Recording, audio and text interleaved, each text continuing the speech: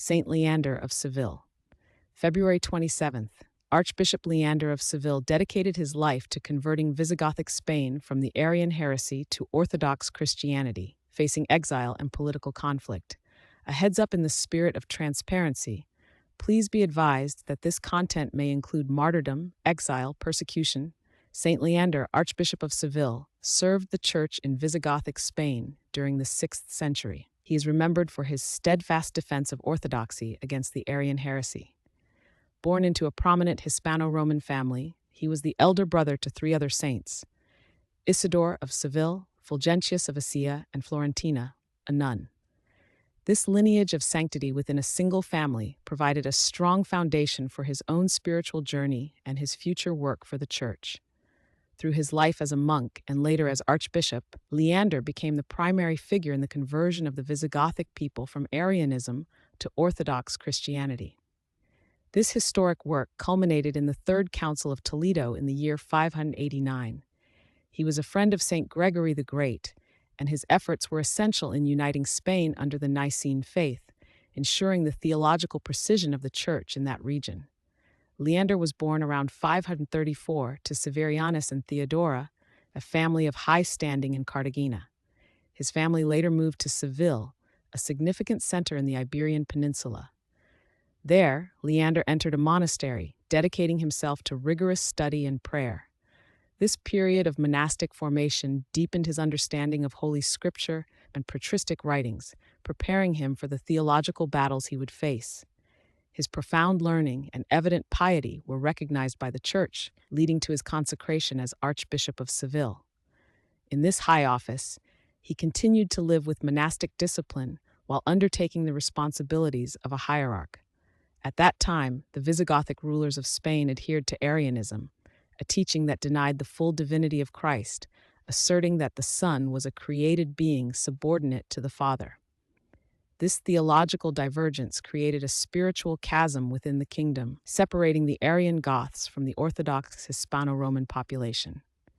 Leander worked tirelessly to counter this heresy, understanding its implications for the salvation of souls. He undertook the education of the king's sons, Hermenegild and Reccared, recognizing the strategic importance of guiding future leaders toward the truth. Through Leander's influence and careful instruction, the elder son, Saint Hermenegild, embraced orthodoxy, making a personal confession of the Nicene Creed. King Leovigild, Hermenegild's father, regarded this conversion as an act of political rebellion, as it aligned Hermenegild with the Orthodox subjects rather than the Arian court. This led to Hermenegild's martyrdom in 585, a testament to his witness for the true faith. Following these events, Leander himself was sent into exile from Spain, enduring separation from his flock for his steadfast confession of orthodoxy. During his exile, which occurred between approximately 579 and 582, Leander traveled to Constantinople, the heart of the Eastern Roman Empire. There, he met St. Gregory the Dialogist, who would later become Pope Gregory the Great. St. Gregory was serving as the papal legate in Constantinople at the time, representing the See of Rome. A deep and lasting friendship developed between them, founded on mutual respect and shared theological understanding. Their discussions were fruitful.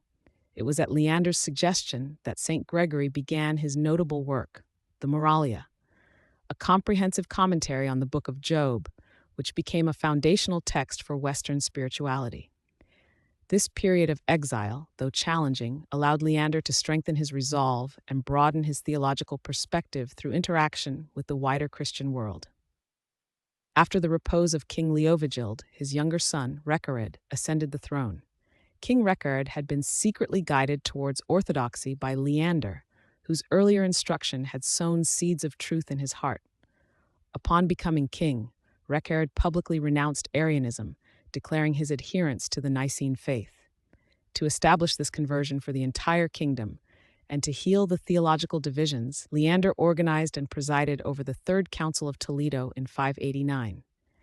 This council was a pivotal moment in Spanish history.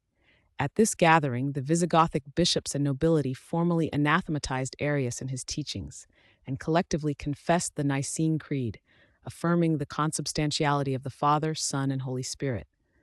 Leander delivered the concluding sermon, which celebrated the unity of the Church and the spiritual conversion of the Gothic people, marking the definitive end of Arianism as the state religion in Spain. This event was not merely a political shift, but a profound spiritual turning point for the nation. Leander spent the remainder of his life strengthening the Orthodox faith in Spain. He dedicated himself to pastoral care, providing guidance and instruction to his clergy and laity. He worked on revising the Mozarabic liturgy, ensuring its theological purity and spiritual depth for the Spanish Church. He also promoted monastic life, recognizing its importance as a school of virtue and a source of spiritual strength for the faithful. Leander served as an example of episcopal leadership and possessed extensive learning, which he applied to the benefit of the Church. Before his repose around the year 600, he entrusted the leadership of the Church in Spain to his younger brother and successor, Saint Isidore of Seville, whom he had educated and prepared for this significant role. Saint Leander's life demonstrates a profound commitment to the truth of the faith and the spiritual well-being of his flock. His efforts established the foundations of Orthodox Christianity in Visigothic Spain, leaving a legacy of spiritual witness for future generations.